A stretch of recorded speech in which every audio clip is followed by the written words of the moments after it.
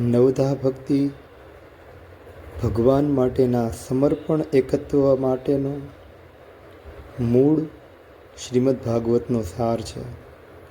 શ્રવણ ભક્તિ, કીર્તન ભક્તિ, સ્મરણ ભક્તિ, પાદ સેવન ભક્તિ,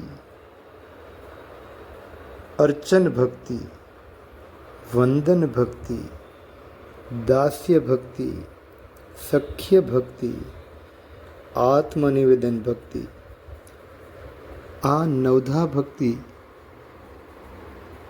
એ ભક્તિના 9 મુખ્ય સોપાન શ્રીમદ ભાગવતમાં પ્રભુમાં જીવના એકત્વ માટેનો સાર બતાવ્યો છે.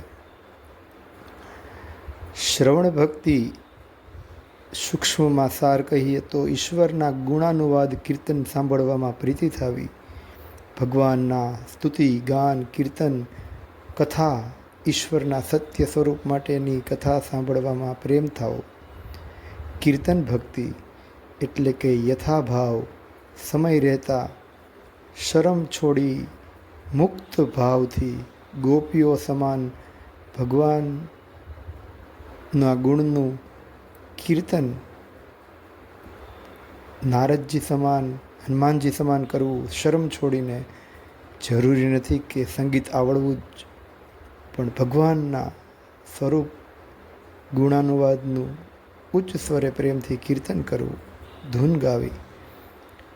સ્મરણ એટલે ભગવાનના સ્વરૂપનું ગોપીઓ સમાન મુરારી પાદાર્પિત ચિત્તવૃત્તિ સ્મરણ, હરશ્વાસ અહર્નિશ રાખવું, હરશ્વાસ ભગવાનનું સ્મરણ રાખવું.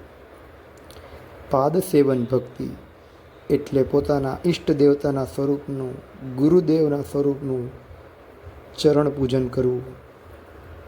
અર્ચન એટલે કે નિત્ય નિયમયુક્ત ભગવાન પોતાના ઈષ્ટ સ્વરૂપનું આરતી સ્નાનાદિક સેવા યથાભાવથી પૂજા કરવી. વંદન એટલે કે જીવ માત્રમાં અને પોતાના ઈષ્ટ સ્વરૂપમાં પરમાત્માના સ્વરૂપનું દર્શન કરી નમ્ર ભાવથી, સમર્પિત ભાવથી વંદન કરવું.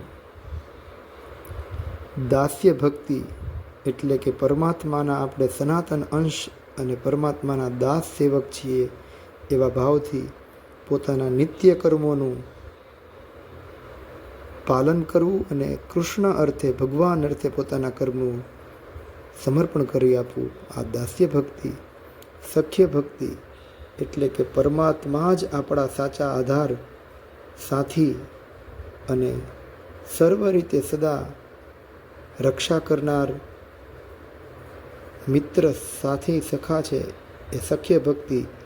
અને 9મી ભક્તિ, હે પ્રભુ હું કંઈ જ નહીં, આપ જ બધું, હું નહીં માત્ર હે પ્રભુ તું.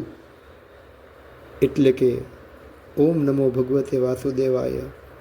ભગવાને ગીતાજીમાં પત્ર, પુષ્પ, ફળ અને જળ અર્પણ કરવા માટેનું વિધાન બતાવ્યું છે. એ તો છે જ. એથી એ પર અંતે આપણા સ્વના અસ્તિત્વનું, જીવનું આત્મનિવેદન, આત્મસમર્પણ, સેલ્ફ ડિવોશન એટલે 9મી પરમ ભક્તિ આત્મનિવેદન. ઇતિ ઓમ નમો નારાયણાય.